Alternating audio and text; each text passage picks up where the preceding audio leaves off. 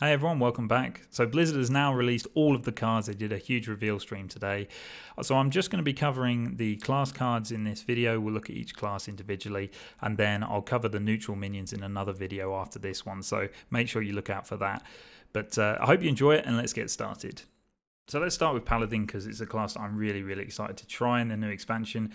And we're going to start here with a really good weapon. It's a 1-mana weapon called Bloodclaw. It has 2 attack and 2 durability. So for a weapon, those stats are very strong. It's really good to be able to play this on turn 1. But it has the huge downside of Battle Cry deal 5 damage to your hero. That's a huge downside in some decks, but we've seen that they're really trying to push this heal Paladin, which will be really good. So dealing 5 damage to your hero actually could be a good thing because you can play your Benevolent Djinn and that will start healing you up. And it's just a 2/2 weapon for 1 mana is just a really good way to control the board and protect your 2-drop that you put down. Now I also think this is a card that Odd Paladin could play because although they don't really want to take 5 damage, their hero's life total isn't what's important to them. It's more about getting board control and then being able to buff those minions and kill you. So if they could play this on turn 1, it's a really good way to protect their 1/1 Silverhand recruits that come out so that they can then buff them. Whether they'll play this or not is debatable because sometimes it's good to play 1-drops like the Righteous Protector because they can buff those with other cards like the Raid Leader. So that'll be interesting to see, but it is a good way to control the board and also protect your Silverhand recruits in an Odd Paladin deck. The downsides to this card, of course, if you're playing a very aggressive deck, then you're dealing 5 damage to yourself. It is good to be able to control those aggressive decks because of the stats of the weapon, but let's just say you deal 5 damage to your hero when you play it. You're also going to attack into 2 minions maybe with it, and that's going to give you another kind of 3 to 5 damage to your face if you're playing this early game. So you could be taking 10 damage just by playing this card. So you do have to be careful with it. But I think in a heal Paladin deck, I think it's really strong. Another downside of it is if you top deck this late game, it's not that great because by that point, hopefully you've already healed quite a lot and done your synergies with the heal.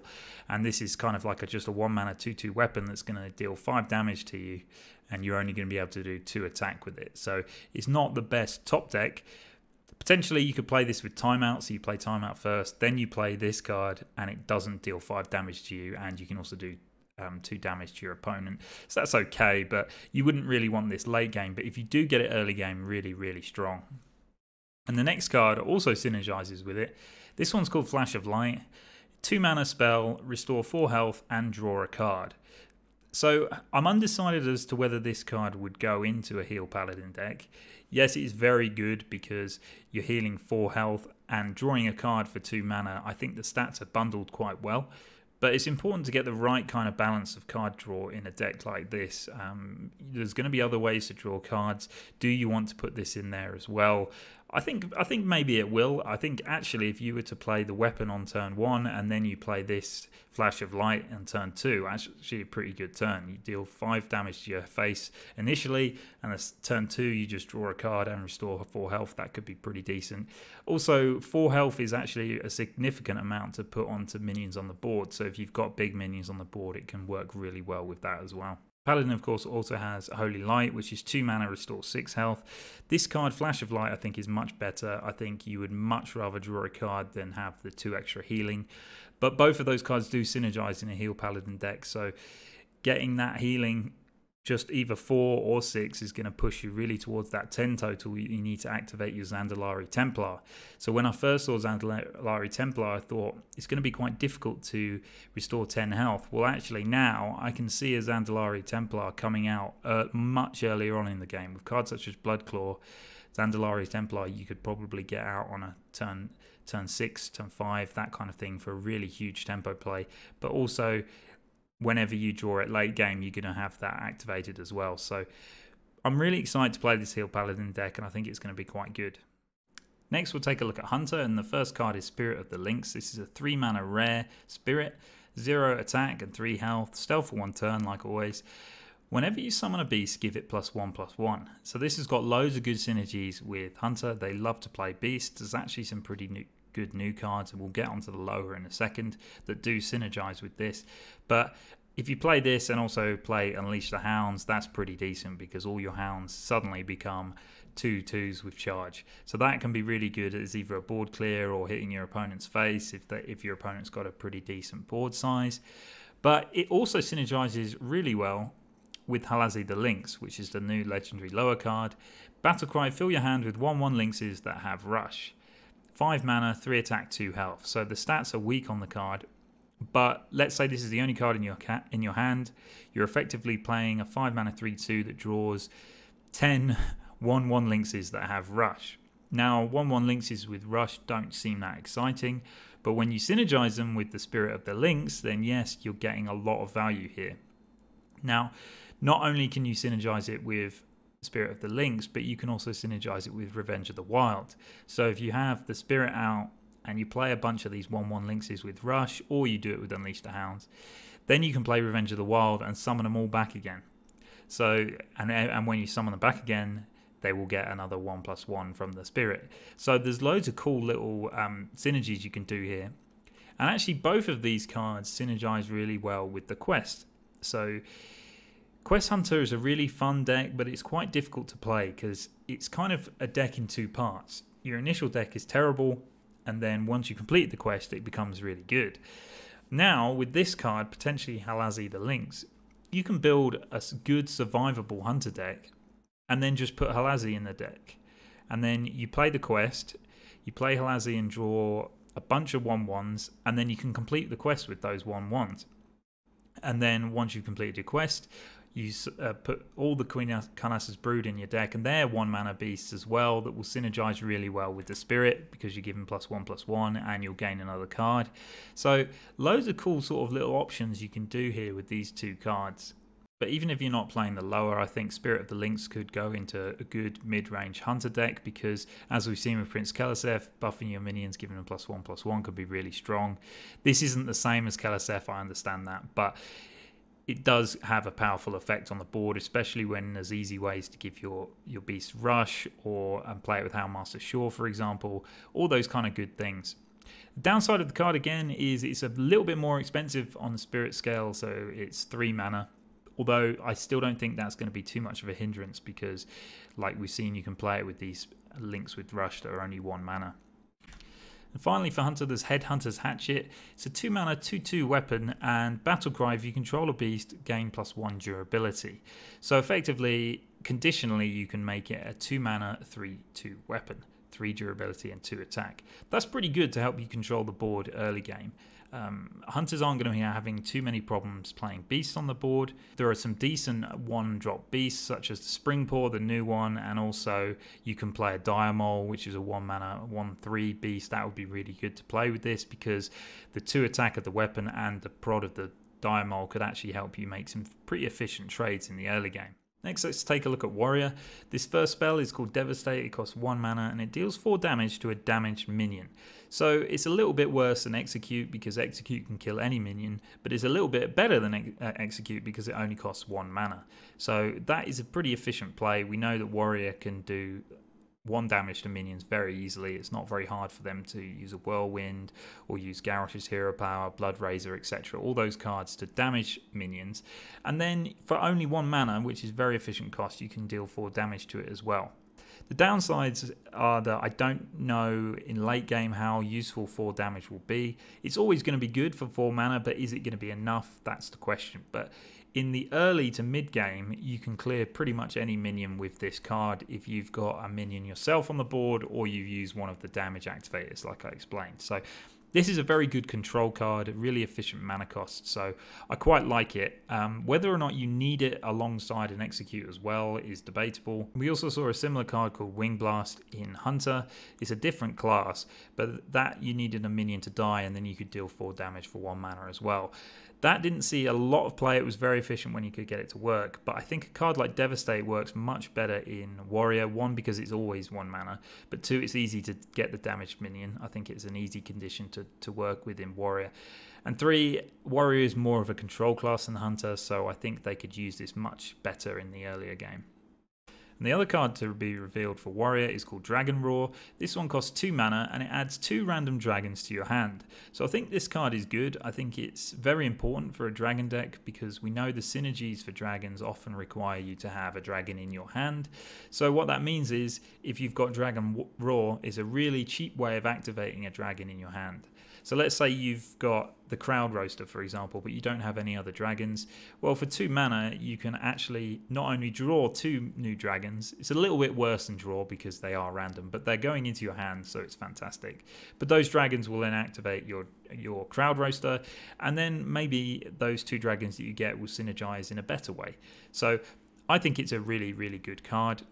It would be much better if you could discover 2 dragons, but I think that would just be too overpowered. So I think this is the sort of card that a Dragon Warrior deck needs. Next, let's take a look at Warlock, and this first card is called Demon Bolt. It costs 8 mana and it destroys a minion, which is pretty bad for 8 mana, but it costs 1 less for each minion you control. So that's pretty decent. If you had a full board, you can do 1 mana, destroy an enemy minion. That's very, very efficient. And to be honest, I think as long as you get 4 minions on the board, I think this is a pretty decent board clear. I think most people would pay 4 mana to destroy an enemy minion, but it really depends on what sort of deck it's going to go into. This does synergize really well with Harik the Bat, because when you play Harik, you'll fill your board with 7 minions, which means that you can play this on the same turn for only 1 mana. So that's pretty decent. You wouldn't be able to play this the same turn as you play Gul'dan, because of course he costs 10 mana and you can only reduce this to 1. So unless you've got the coin, but it's not really worth saving it for that sort of play. So the question is, what sort of decks in Warlock will get this? So, like I mentioned, Harik the Bat would definitely work, but a lot of Warlock decks like Zoo might be able to do this, but do they really want to have a big spell that they may or may not be able to use? I'm not so sure. It's definitely an interesting one. Control Warlock is where you would want to put it because it's like got a really good effect for Control Warlock.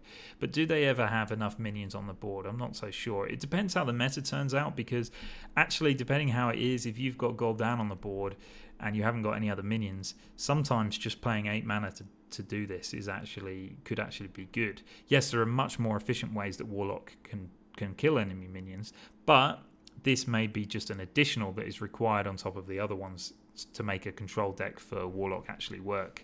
So I'm not that excited about it, but I'm interested to see how it progresses. The next card is called Blood Troll Sapper. This costs 7 mana, has 5 attack and 8 health, and after a friendly minion dies, deal 2 damage to the enemy hero. So this is kind of like a finisher card, you could think, because I don't really think, unless you're going to be able to kill your opponent, you're not really going to want to be able to kill your own minions and just do 2 random damage. I think this is something you kind of set up a finisher with. So yes, it works quite nicely with Harik the Bat because you're summoning some small minions that you can kill. Warlock does have a load of good cards that they can kill their own minions with. Some of the new ones, Grim Rally, that destroys 1 minion. Is it really worth it just to destroy 1 minion and do 2 damage? I don't think so. It's quite nice, but it's not really worth it. Shriek could be a really good one because it discards your lowest card. It only costs 1 mana, but it deals 2 damage to all minions. Now, remember, you only get the effect of this if you destroy your own minions. So destroying enemy minions is great because they die, but it won't trigger this effect. But Warlock can activate it with Defiles. They can activate it with Hellfire. Hellfire does 3 damage to your opponent's face as well. So if you've got a few minions on the board, that's another kind of bunch of damage you're doing to your opponent's face. So it could be quite interesting as like a finisher card, but it's a nice way to deal some final damage to your opponent. But I don't think Zoo would want to play it because you don't have the sort of cards like Hellfire and Defile to kill your own minions. You want your own minions to stay on the board. So an interesting card, but I can't really see a very good deck for it right now. Next, let's take a look at Rogue. And this card is called Serrated Tooth. It's a very, very strong weapon. It costs 1 mana. So a 1 mana 1/3 weapon, which is already quite good at that point. But it has a death rattle, give your minions rush. So giving your minions rush can be really strong. This card works really well with the Sharkfin Fan because you play this on turn 1, Sharkfin Fan on turn 2, and then when your hero attacks, you're still summoning 1 mana minions from your 1 mana pirates, basically. And the fact that it costs 1 mana is pretty important because it means you can play the Sharkfin Fan on turn 2 rather than your hero power on turn 2. And it's got 3 durability, so you'll be able to get 3 attacks in with it to synergize well with the Sharkfin Fan again, and it protects the Sharkfin Fan a little bit because it's only costs 1 mana. Now the Death Rattle of giving your minions rush is hugely powerful. There are loads of cool combos you could do with it. We talked about Ticket Scalper, wasn't quite sure whether the card was good enough because you needed to give it rush. This is a fantastic way to give your Ticket Scalper rush and then draw 2 cards off of it. But not only that, is giving any of your minions rush can be a really good board sort of control mechanic. So Serrated Tooth is a very good card. Also worth noting that because it's a Death Rattle, you can't always get it to activate when you want to, but Rogue can do this very easily by just playing the Serrated Tooth and then using your hero power, and then it destroys your Serrated Tooth because you equip your dagger, and then if you really wanted the Death Rattle that turn, it will actually activate. So it's not going to be a problem to activate it when you want. You can put 2 of these in your deck. A very, very good weapon, not just an early game weapon, but also the effect of it is very strong. The next road card is a 2 mana spell called Stolen Steel, and it discovers a weapon from another class. So this card's really cool. I actually don't think it's very good. I think paying 2 mana just to get a weapon isn't really that strong, but it's pretty cool that you can actually do that, and you get to discover it, so you can pick from 3, so you could really get some awesome plays with this. But if you're paying 2 mana to discover the weapon and then the mana cost of the weapon, I don't think it's going to be a very sensible play.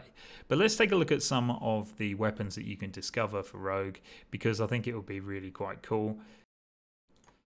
So when you look at the Druid weapons, Twig of the World Tree could be fun, but man, are you going to be able to get it to work?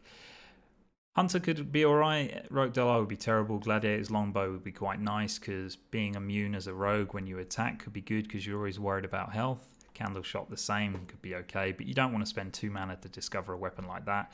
Valanir could be nice, but again, how often are you going to get it? You don't want Silver Sword. Vine Cleaver maybe, but again, not really. Dragon Soul would be really fun, I think, because Rogue can cast loads of low-cost spells quite easily in like a Miracle Rogue, and if you've got Dragon Soul equipped, that could be a fun way to do it. But is your deck going to be built to do that? I don't know.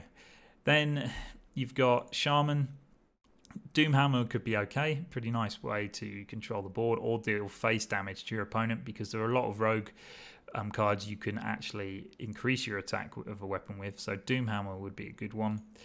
The Rune Spear wouldn't be that great because you're discovering a random Shaman spell. Yes, you can get some nice uses, but don't forget you have to spend 8 mana as well to play this weapon. Warlock, Skull of Manari, useless. Warrior's got some good ones. Fiery War Axe could be quite nice, but you don't want to spend 2 mana to discover a 3 mana weapon, I don't think. Blood Razor could be useful. Arcanite Reaper could be useful to deal face damage if you just need a little bit, and Gorehowl the same. And then the Woe Cleaver, recruiting a minion in Rogue I don't think that would be worthwhile. So worth noting, if you play Test Greymane, then the weapons will re-equip, so you can get more value from that, and it does contribute to those kind of cards. But I really, really don't think that there's going to be many instances where you want to spend 2 mana to discover a weapon. Yes, it's discover, it's not random, you get to pick 1 of 3, but those 3 could be awful and just not worth it in my opinion. Next, let's take a look at Mage, and we've only got 1 card here. It's a rare spell called Scorch. It costs 4 mana and it deals 4 damage to a minion.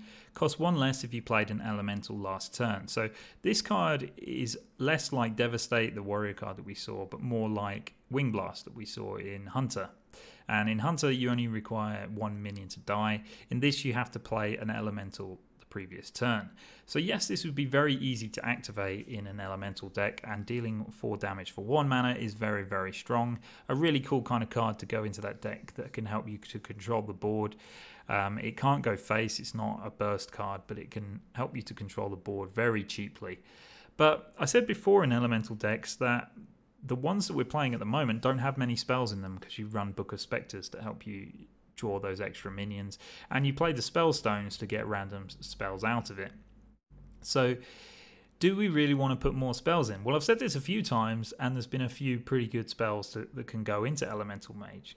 I think Splitting Image and Elemental Evocation, I think they could both go quite well into an elemental deck.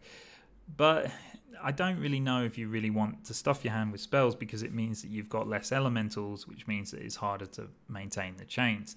I think Scorch is a really good card to discover again. I don't think we will see. We may be able to see a more spell-orientated elemental mage, but I think the better elemental mage would be a minion-based one, and Scorch could be discovered, if you're lucky, off of the Ruby Spellstones. I think that's probably the best way to play Scorch.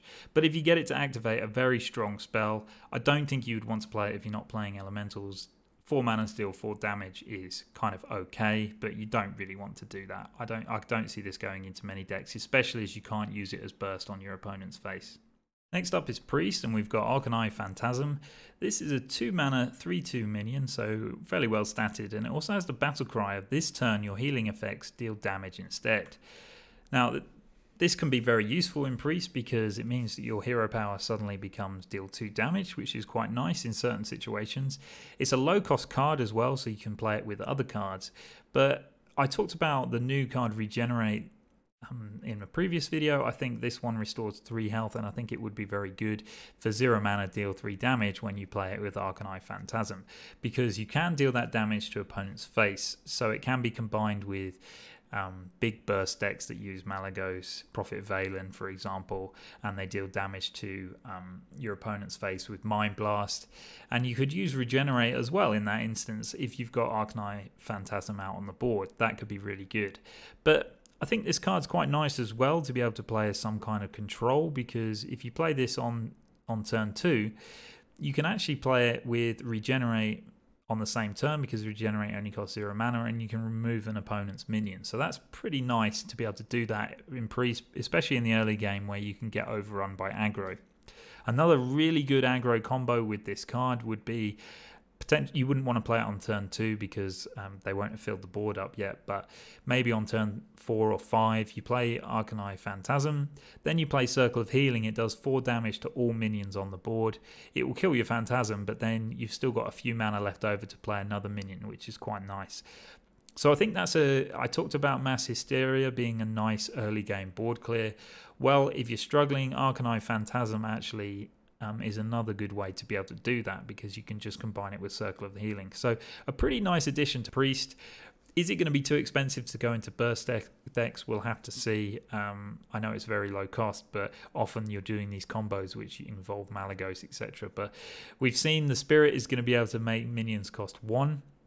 So you can play this on the same turn as a Prophet Valen and as a Malygos to be able to use your Mind Blast and Regenerate to be able to do serious damage to your opponent. So a cool card, and one that I'm looking forward to experimenting in Priest.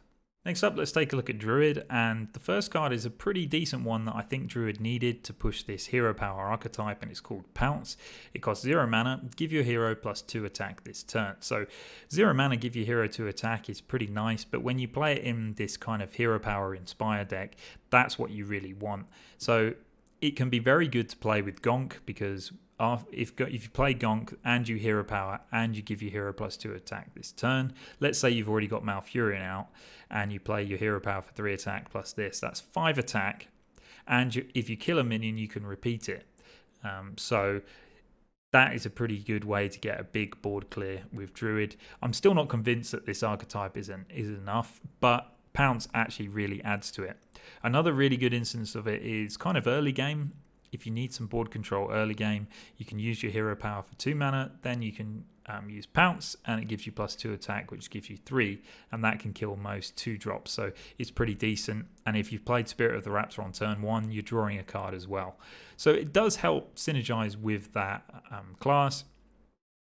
It also synergizes with Savage Striker, so you play Pounce, you give your hero +2 attack, and then you play Savage Striker and you can deal that amount of damage as well. So it's got those synergies. I'm still not convinced it's good enough to be able to work. I think the deck just won't be good enough, because I don't think the effect of Gonk the Raptor is really that great. I think that effect just needed to be really strong. And next we've got an interesting card called Tree Speaker, and it's epic, and it goes into a Treant deck, and it costs 5 mana, 4 attack, 4 health. So the stats actually for this card aren't that bad for the effect that you're getting. So it's not a weak play the turn that you play this if you've got treants on the board. And what it does is it transforms your treants into 5/5 ancients. So effectively, when you look at it, your treants are already 2/2, so it's a 5 mana 4/4, give your treants +3/+3. That's pretty decent. That is really quite good. But the issue with it, and it doesn't work in the same way as Level Up does for Paladin, it transforms the minions from treants into ancients. So the turn you play it, it doesn't give them +3/+3 to be able to attack your opponent's face. And that's what this deck really wants to do. This deck wants to get a big board and then buff those minions to hit your opponent in the face. So if it was give your treants +3/+3, this would be insane and it would be played in every deck. Don't get me wrong, I think the effect is very strong, especially with this body and only for 5 mana, but you do have to have the treants on the board, and if you've got the treants in the board, do you want to change them into 5/5s, or do you just want to play Savage Roar and Power of the Wild and then just kill your opponent? That is what you really want to do with a token deck. Once your tokens are on the board, you want to make use of them before they can get cleared. Now this does kind of work with that because it makes your treants more survivable, because if they're 5/5s, it's going to be much harder for them to be killed by your opponent. So then you're waiting another turn, and then you can play Savage Roar and Power of the Wild. But do you really need them to be 5/5s? I don't think so. The instances where this would be very good is if you don't have the buff cards in your hand, but you have a bunch of treants on the board that you've played Soul of the Forest with, and you just don't want them to die. You play this and they become 5/5s, and you've got a powerful board that if your opponent can't clear, then clearly it's very powerful. But it is kind of a win more card in some instances. So a pretty interesting card, and one that will definitely be experimented in Token and Treant Druid. But it adds a bit more survivability to that deck, but the question is, and question that will need to be answered, is whether you actually need that survivability. And finally for today, let's take a look at Shaman. And we've got Kragwa the Frog, which is the lower for Shaman. I really like the card art on this. I think it's pretty cool. 6 mana, 4 attack and 6 health. So the stats are pretty weak, but not that bad for the effect. The effect is pretty cool.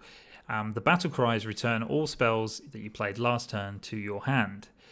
Now this can be really powerful in like a burn Shaman deck. So let's say you're trying to kill your opponent, you didn't quite get there. Next turn you can play Kragwa the Frog, and then you get all of your burn spells back. Now this synergizes really well with the Spirit, which is Spirit of the Frog. And whenever you cast a spell, you draw a spell from your deck that costs 1 more. So we talked about that before, where you can chain, sort of draw spells, and then if you manage to play Kragwa the Frog next turn, you get all of those spells back in your hand. So you're talking maybe quite often 6 mana 4/6, draw 3 cards, and draw 3 cards that were originally in your deck. So there's good cards, they're not random cards, and they will synergize with you trying to burn your opponent's face the turn after again.